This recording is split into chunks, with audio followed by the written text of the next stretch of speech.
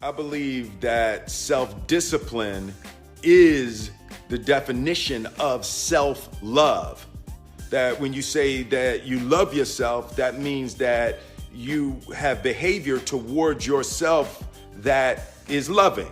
It's like you say to yourself, hey man, look, I know you want to eat that pizza and it'll be really good, but I can't let you eat that, man, because if you eat that pizza, you're gonna feel like shit. And I love you too much to let you eat that. And I think the word discipline has kind of gotten a bad name. We think about it in terms of punishment. I'm not talking about discipline in that way. I'm talking about discipline in the sense that you forego immediate pleasure for the exchange of long-term self-respect. Self-love is, hey, look, I know you got a test on Monday, and I know you really want to go out with your friends. It's Saturday night, you want to go out, but if you fail that test, you're not going to feel good about yourself. I love you too much to let you go out tonight. Self-discipline is self-love. If you want to be happy, you have to love yourself, which means you have to discipline your behavior. The road to sustained happiness is through disciplining your behavior.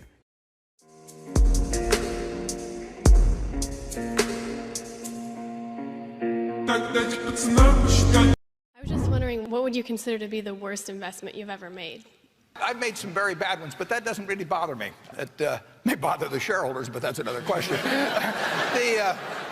You're going to make mistakes in life. I mean, there's no question about it. You don't want to make them on the big decisions, who you marry and some things like that. So there's no way I'm going to make a lot of business and investment decisions without making some mistakes. I may try to minimize them.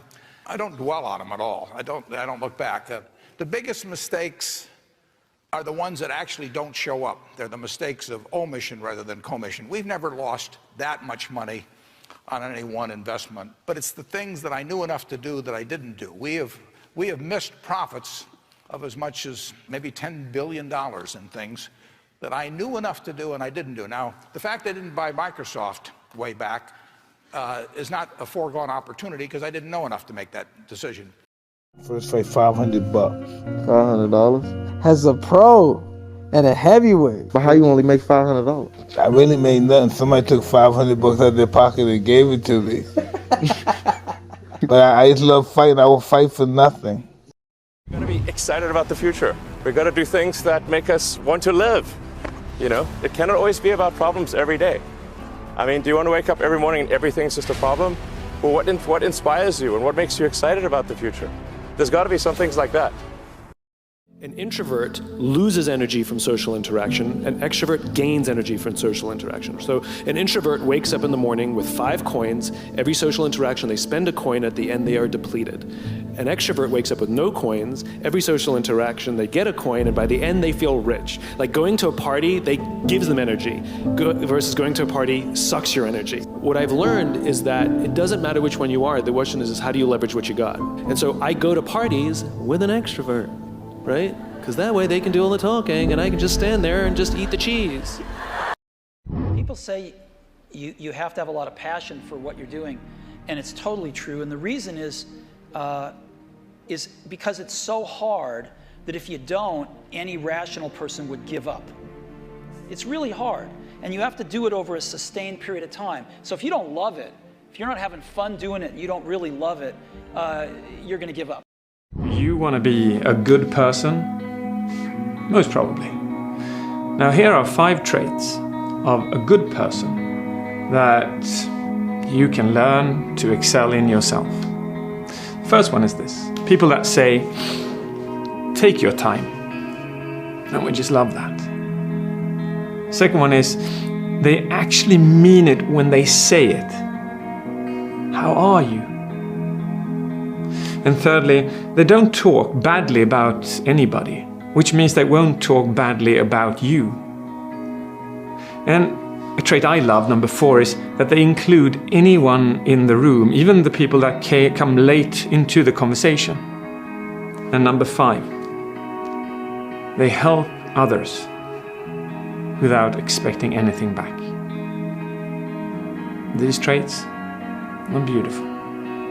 A good person.